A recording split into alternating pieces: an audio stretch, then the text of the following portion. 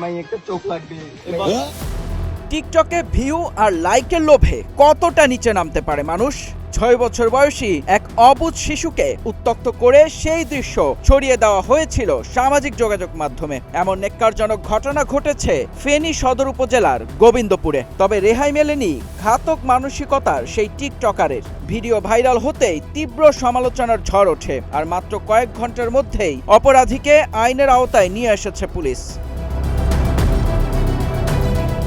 বৃহস্পতিবার রাতে ফেনী শহরতলির লালপোল এলাকা থেকে মোজাম্মেল হোসেন ওরফে হোসাইন নামে 20 বছর বয়সী এক যুবককে গ্রেপ্তার করে পুলিশ। ঘটনার সূত্রপাত গত 28 জুলাই দুপুরে। স্কুল থেকে বাড়ি ফিরছিল 6 বছরের ছোট একটি শিশু। পথে কালীদহ ইউনিয়নের গোবিন্দপুর এলাকায় তার পথ রোধ করে 3 বখাটে যুবক। শিশুটির হাত ধরে টানাটানি ও চরম অশালীন আচরণ করা হয়। বখাটেদের মধ্যে দুজন যখন শিশুটিকে উত্ত্যক্ত করছিল, তখন মোজাম্মেল পুরো ঘটনার ভিডিও ধারণ করে টিকটকে পোস্ট করে।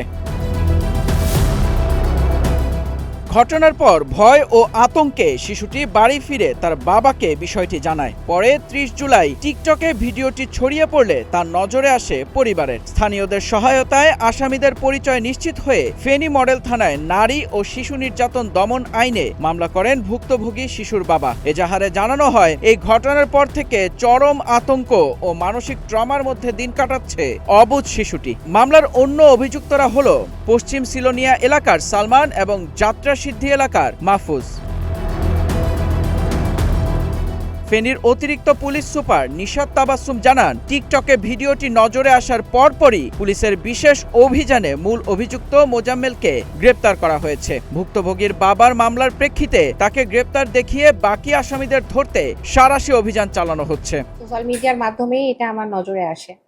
নজরে আসলে আমি তাৎক্ষণিকভাবে আমাদের পুলিশ সুপার মহোদয়কে ব্যাপারটা অবগত করি এবং স্যারের দিক নির্দেশনা অনুযায়ী আমাদের যে বিট অফিসার গোবিন্দপুর বিট অফিসারকে আমরা এই ছেলের নাম ঠিকানা তাৎক্ষণিকভাবে শনাক্ত করার জন্য এবং তাকে গ্রেপ্তারের জন্য আমরা নির্দেশনা দেই।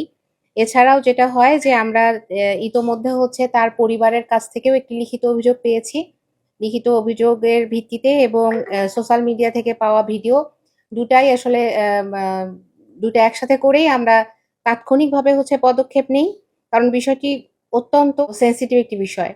ছোট একটা বাচ্চা মেয়ে স্কুল থেকে আসছে, প্রতিমধ্যে এইভাবে তাকে উত্ত্যক্ত করাটা এটা সমাজের অবক্ষয় হিসেবেই আমাদের কাছে দৃষ্টিগোচর হয়েছে।